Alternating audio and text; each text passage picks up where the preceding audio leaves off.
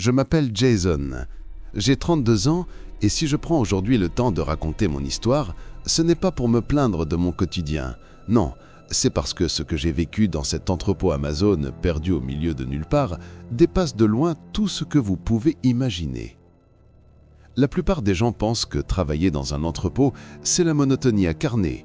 Scanner des articles, remplir des cartons, scotcher des boîtes à longueur de journée. Un boulot répétitif, sans intérêt, mais qui permet de payer les factures. Moi aussi, je le croyais, avant de découvrir la vérité. Là-bas, rien n'est normal. Tout semble conçu pour masquer une réalité beaucoup plus sombre, beaucoup plus ancienne. Et il y a des règles strictes, étranges, absurdes au premier abord, mais vitales pour la survie. Des règles qu'on apprend à respecter dans la douleur, parce qu'ignorer l'une d'entre elles peut signifier disparaître à jamais.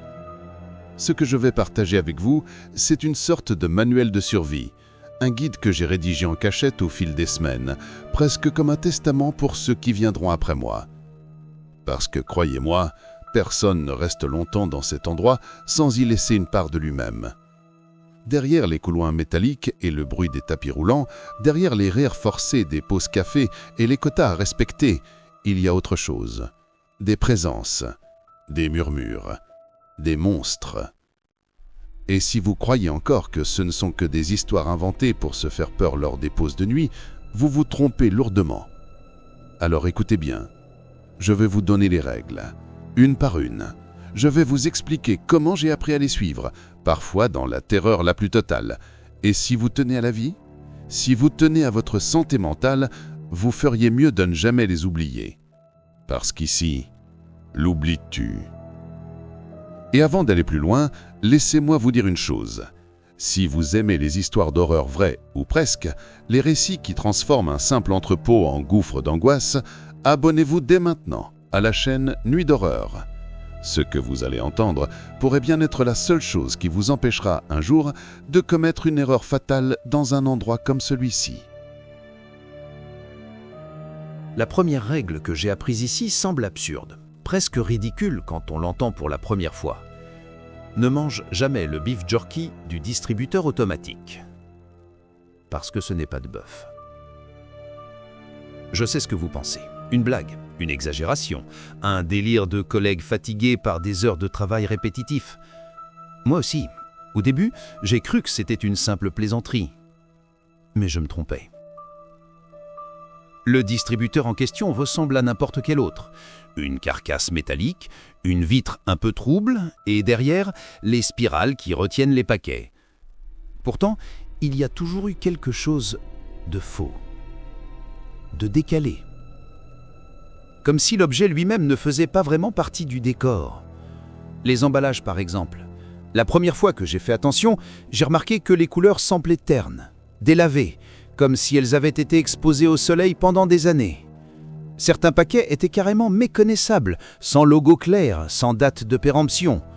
D'autres ressemblaient à des barres chocolatées, mais le plastique était trouble, collant, presque organique. Un soir, après 6 heures de travail sans pause, épuisé et affamé, j'ai craqué. J'ai mis mes pièces dans la machine et j'ai choisi un sachet de beef jerky. C'était censé être de la viande séchée, rapide, salée, pratique. Dès la première bouchée, j'ai compris que quelque chose clochait. La texture était fausse, trop molle par endroits, trop dure ailleurs, comme si plusieurs matières étrangères avaient été compressées ensemble. Le goût était encore pire, métallique, amer, avec un arrière-goût de rouille et de poussière. Et puis je l'ai senti, quelque chose de minuscule, d'anormalement dur sous ma dent. Je l'ai recraché immédiatement dans ma main. Là, au milieu de cette masse brune et humide, se trouvait une dent. Une dent humaine, petite, jaunâtre, avec encore un bout de racine. Mon estomac s'y retournait. J'ai balancé le sachet au fond de la poubelle et j'ai juré ne plus jamais y toucher. Mais le pire, c'est que la machine elle-même semble jouer avec nous. J'ai vu Mike, un collègue obsédé par les théories du complot, inséré une pièce pour une barre chocolatée. À la place, il a reçu une poignée de cure-dents. Juste ça. Des cure-dents sales, usés, tombés en vrac dans le bac. Sarah, elle, a essayé d'obtenir une canette de Diet Coke. Elle a reçu un lacet. Un simple lacet gris, usé, accompagné d'un morceau de carton déchiré sur lequel quelqu'un avait écrit « Sorry » en minuscule, avec un vieux feutre bleu. Sarah est restée figée, comme si ce simple mot avait réveillé en elle un souvenir qu'elle préférait oublier. Parfois, au lieu de nourriture, le distributeur recrache des pièces. Pas des quarters, pas des dimes. Non, des pièces étrangères, molles au toucher, avec des formes impossibles et aucune inscription. J'en ai gardé une seule. Elle avait un trou parfaitement circulaire en son centre. Je l'ai laissée dans mon casier, mais elle a disparu quelques jours plus tard. La machine bouge aussi.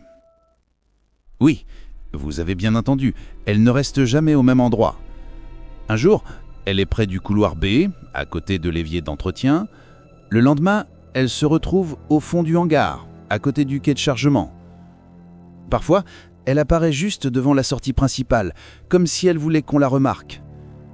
Une fois, je l'ai même vue dans les toilettes des hommes, juste à côté des lavabos, parfaitement immobile, comme si elle appartenait à la pièce. Personne ne l'a jamais vue être déplacée. Jamais. Elle est simplement là. Et le pire, c'est que même les managers prétendent ne rien savoir.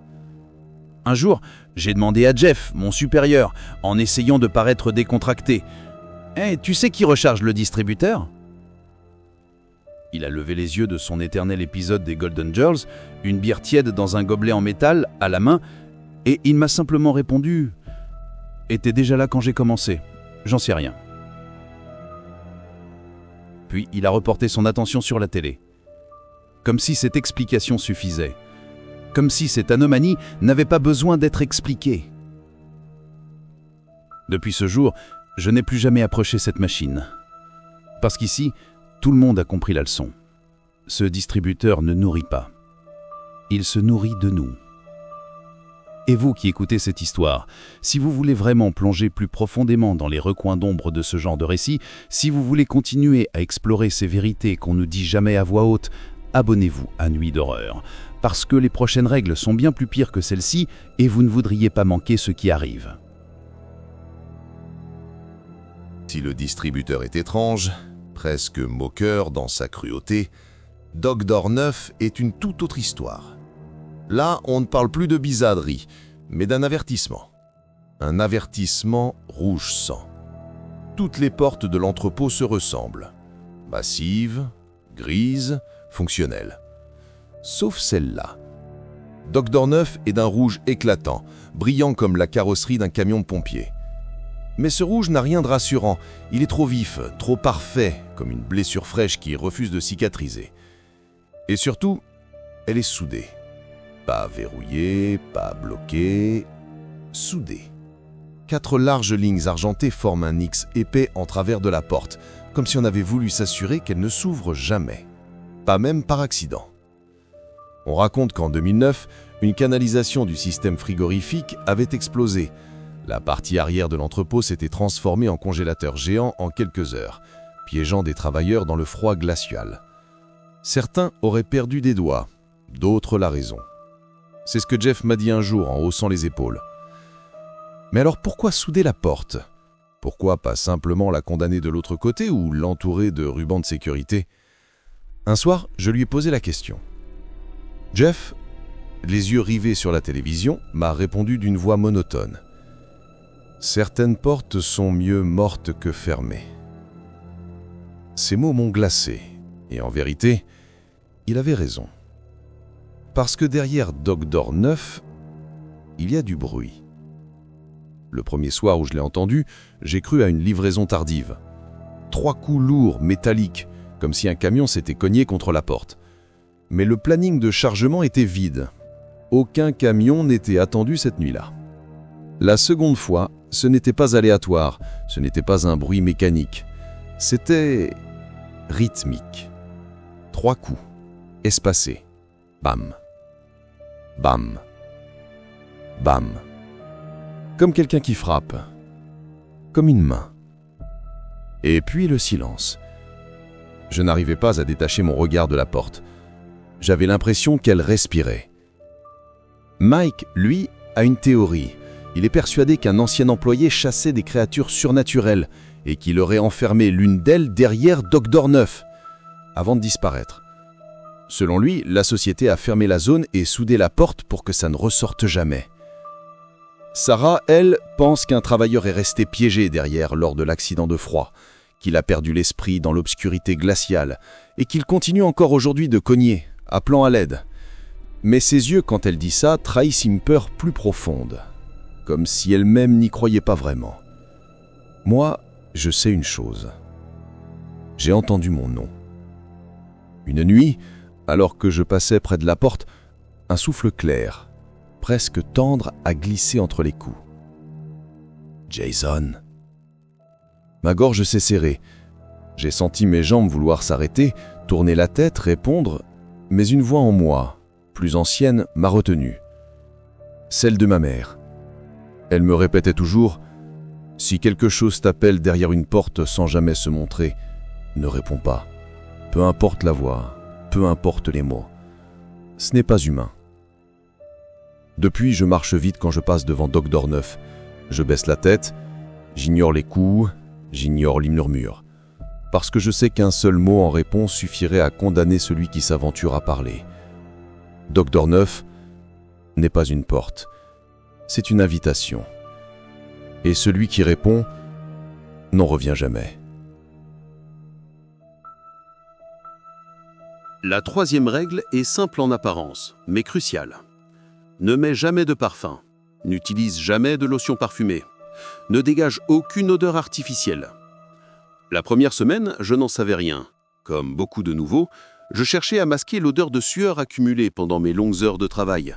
Alors j'ai acheté un flacon bon marché, trouvé dans une station-service. Une fragrance sucrée et boisée, censée rappeler le pain. J'en mettais quelques gouttes avant chaque shift, convaincu que ça me rendait plus présentable. Sarah s'en moquait, bien sûr. On dirait mon vestiaire de lycée, m'avait-elle lancé avec un sourire moqueur. Mélange de désodorisant bas de gamme et de transpiration de gamin de 16 ans. Je riais avec elle. Mais cette nuit-là, en quittant l'entrepôt, j'ai compris que ce parfum allait me tuer. Il était tard. Le parking était presque vide, seulement éclairé par les lampadaires jaunes. En marchant vers ma voiture, j'ai entendu des pas derrière moi. Un frottement léger sur le gravier. D'abord lent, puis plus pressant. Mon cœur s'est emballé. Je me suis retourné. Rien. Juste les arbres, agités par un vent tiède. Mais j'ai aperçu une silhouette, floue. Trop grande pour être humaine, trop rapide pour un animal ordinaire. Elle s'est glissée entre deux troncs et j'ai juré voir ses yeux luire un instant, comme deux éclats jaunes dans l'obscurité. J'ai couru jusqu'à ma voiture, mes clés tremblant entre mes doigts. Une fois enfermé à l'intérieur, j'ai attendu, respirant à peine. Dehors, le silence était total. Mais j'avais la certitude que quelque chose me guettait, quelque chose qui me sentait. Le lendemain, Jeff m'a pris à part. Son visage habituellement détendu était sérieux, presque grave. « Arrête ça, Jason. Pas de parfum, pas de gel douche parfumé, pas de lotion, rien.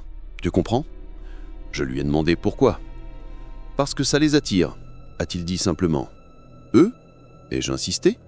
Jeff a hoché la tête, puis il a ajouté, d'une voix basse, comme s'il craignait d'être entendu, « Les loups-garous deviennent fous à cause du jasmin.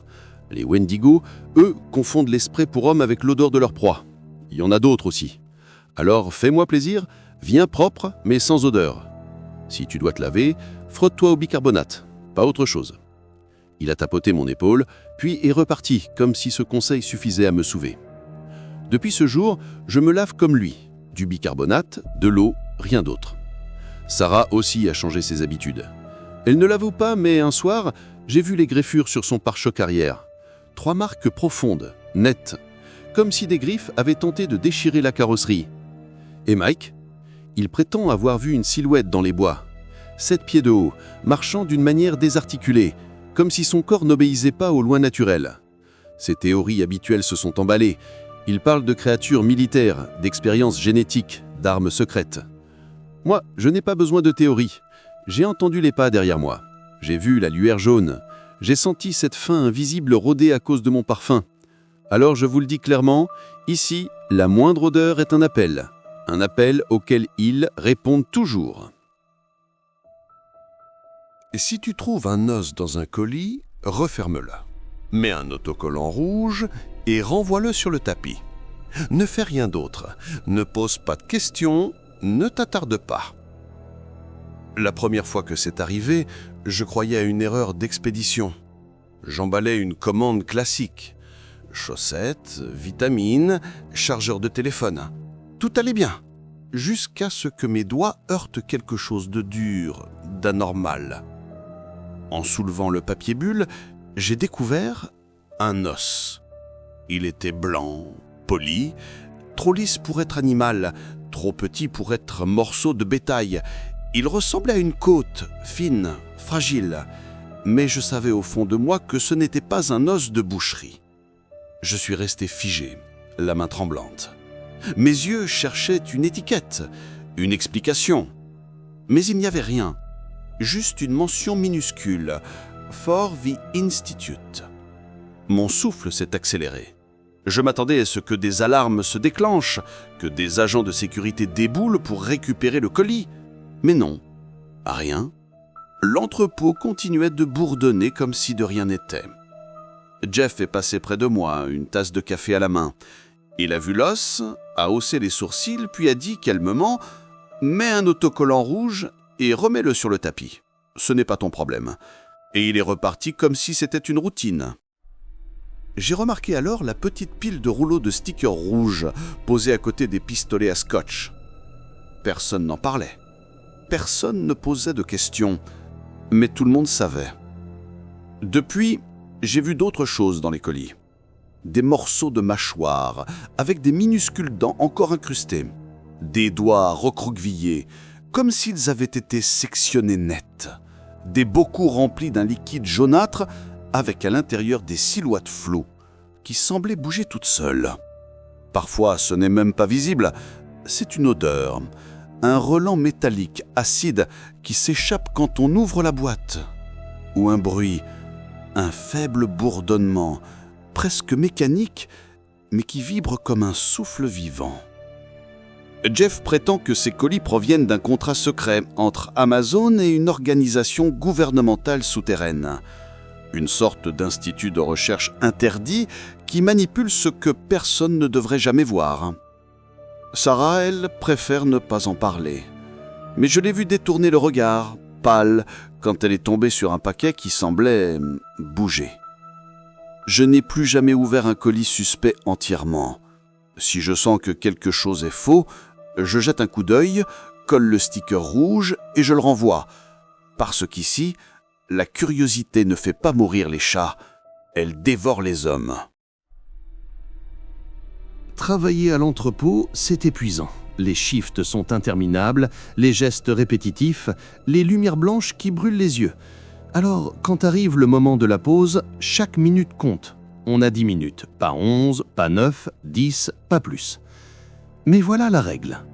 Ne prends jamais ta pause en dehors des zones désignées. Ça paraît bureaucratique, un excès de zèle de la part de la direction. En réalité, c'est une mesure de survie. Il n'y a que 3 zones où tu peux t'asseoir. Le break room sans fenêtre, avec ses distributeurs et sa télé toujours bloquée sur des sitcoms, le petit groupe de chaises en plastique derrière la station C, et le banc près du placard à serpillière dans le couloir A. Partout ailleurs, tu n'es pas seul. Derek l'a appris à ses dépens. Il venait d'arriver, 3 jours à peine. Grand, tatouage au cou, chewing-gum toujours en bouche, il ne croyait pas aux histoires. Quand on lui a parlé des règles, il a éclaté de rire. « Quoi, vous allez me dire que si je bois mon café dans le couloir, je vais disparaître ?» On a essayé de l'avertir. Mike, Sarah, moi, Jeff lui-même a jeté un regard sombre, sans un mot de plus. Mais Derek s'en fichait. Ce soir-là, il a décidé de s'asseoir dehors, près du quai de chargement, juste à côté de Dock Door 9. « J'ai besoin d'air, avait-il dit en soufflant. Vous restez dans vos cages, moi je vais respirer un peu. » Il n'est jamais revenu. Pas de corps, pas de bruit, rien. Son badge montrait toujours qu'il était en service. À la fin du shift, son casier avait déjà été vidé par quelqu'un des ressources humaines, comme si son existence même devait être effacée. Jeff a simplement dit « Urgence personnelle, ça arrive ». Mais nous, on savait. Nous avions entendu les bruits, ces respirations lentes et graves qui rôdent près de Dock Door 9 quand la nuit tombe. Sarah a juré avoir vu par la fenêtre de la salle de pause une silhouette massive aux yeux jaunes qui avançait comme si elle était chez elle. Moi, j'ai pas besoin de preuves. Je me souviens du silence lourd ce soir-là. Un silence qui pesait comme un couvercle, juste après la disparition de Derek. Comme si l'entrepôt lui-même retenait son souffle. Depuis, je prends toujours mes pauses dans l'un des 3 endroits autorisés. J'y reste assis, le dos contre le mur, les yeux baissés. Je mâche mon chewing-gum, je bois mon café amer et je compte les secondes. Parce que dans cet endroit, 10 minutes ailleurs suffisent pour disparaître. Dans n'importe quel autre entrepôt, faire des heures sup est monnaie courante. Ici, c'est impensable. Personne, jamais, ne reste après le coucher du soleil. Il n'y a pas d'alarme qui retentit pour nous prévenir, pas de manager qui vient nous hurler de partir, non. C'est à nous de savoir, à nous de guetter les fenêtres étroites, de surveiller les ombres qui s'allongent. Dès que le ciel se colore d'orange, de rose, de violet, c'est fini. Tu laisses tout tomber et tu cours pointer. J'ai appris ça à mes dépens, un soir de ma première semaine. Je travaillais près du tapis, au fond de l'entrepôt, perdu dans la mécanique hypnotique des colis. J'ai levé les yeux, distrait, et j'ai vu la lumière déclinante couler par les vitres au perché. Le ciel flamboyait, magnifique. Je me suis dit, encore 10 minutes et je finis cette pile de carton. C'est Sarah qui m'a sauvé. Elle m'a attrapé par le bras, ses yeux grands ouverts de peur. « Jason, il faut partir, maintenant !» Son ton m'a glacé. Nous avons lâché nos postes, couru à travers les couloirs jusqu'aux horodateurs. Jeff nous attendait déjà dehors, ses clés serrées dans sa main comme une arme. Quand il m'a vu, il a planté ses yeux dans les miens et dit d'une voix tranchante « Ne coupe plus ça d'aussi près. Jamais. » Il n'y avait pas de colère, seulement une gravité glaciale. Depuis, je pars toujours dès que le ciel commence à virer, parce que la nuit ici n'est pas la même que dehors. Mike a sa théorie, évidemment. Selon lui, des créatures vivent sous le bâtiment, enfouies dans les fondations. Quand le soleil disparaît, elles se réveillent et montent à la surface. Il dit que l'entrepôt lui-même change, que ses murs se dilatent, que son toit s'abaisse, que l'air s'épaissit comme si le bâtiment respirait. Je ne sais pas si je crois ces histoires, mais une chose est certaine, l'ambiance change dès la tombée du jour. Le silence devient plus profond, presque liquide. Les néons grésillent d'une manière différente, comme si quelque chose marchait juste au-dessus d'eux. Un soir, je suis resté quelques secondes de trop à l'extérieur près de ma voiture. Le ciel était déjà noir, et l'entrepôt, derrière moi, semblait plus grand, plus massif. J'ai senti une présence derrière les murs, une attente.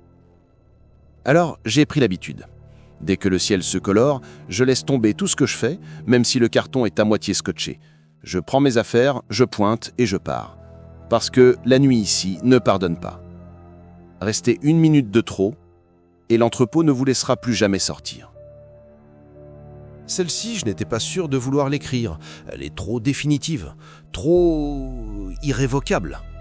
Mais après tout ce que j'ai vu, tout ce que j'ai entendu, je ne peux plus la nier. Les monstres existent. Pas des métaphores, pas des rumeurs pour se distraire lors des longues nuits de travail, pas des silhouettes mal interprétées dans l'obscurité. De vrais monstres. Ils sont là, parmi nous. Certains rampent, d'autres marchent. Certains imitent des voix familières. D'autres ne font rien d'autre que d'attendre, tapis dans l'ombre, jusqu'à ce que quelqu'un oublie une règle. Ils se cachent dans les colis destinés à l'institut. Ils déplacent le distributeur automatique quand personne ne regarde. Ils rôdent derrière Dock Door 9, frappant, appelant, suppliant. Ils se nourrissent des odeurs que nous portons. Ils chassent ceux qui se reposent au mauvais endroit. Et quand le soleil disparaît, ils se réveillent vraiment. Sarah ne tiendra pas longtemps, je le vois. Elle parle moins, ne rit plus. Ses yeux restent fixés sur le ciel à travers la petite fenêtre de la salle de pause et elle est prête à courir dès que le range du soir apparaît. Elle sait qu'elle doit partir et elle le fera bientôt. Mike, sans elle, est condamné. Il se nourrit de théories et de rumeurs, mais la vérité le ronge. Sans Sarah, pour l'équilibrer, il sombrera, soit dans sa curiosité, soit dans la fuite. Je sais qu'il ne restera pas. Et moi, j'ai déjà pris ma décision. Je vais partir. Peu importe que le salaire tombe chaque jour, peu importe que je doive gratter chaque centime ailleurs, ce lieu n'est pas fait pour les vivants. C'est une trappe, une cage, un test. On n'est pas censé y rester. On vient, on encaisse, on repart. Et si on oublie les règles, on disparaît. C'est pourquoi j'ai rédigé ces règles pour celui ou celle qui viendra après moi, pour le nouveau qui posera ses affaires dans le vestiaire, convaincu de n'avoir trouvé qu'un job temporaire. Il trouvera ce carnet, collé derrière une porte de casier, et s'il est assez sage pour lire, assez intelligent pour croire, alors peut-être qu'il survivra. Alors retiens bien, toi qui lis ou écoutes. N'approche pas du distributeur, n'écoute pas la porte rouge, ne mets pas de parfum, ne fouille pas les colis marqués, ne prends ta pause qu'aux endroits sûrs, ne reste jamais après le coucher du soleil, et surtout, souviens-toi que les monstres sont réels, parce qu'ici, ils ont faim. Si tu es encore là, si tu veux entendre d'autres vérités interdites, si tu veux continuer à plonger dans ces récits où la peur se cache dans chaque recoin, abonne-toi à Nuit d'horreur. Ce n'est pas un simple clic, c'est ton passeport pour explorer ce que la plupart refusent d'admettre. Et retiens bien mes derniers mots. Dans cet entrepôt, l'oublies-tu, mais toi, tu n'oublieras plus jamais.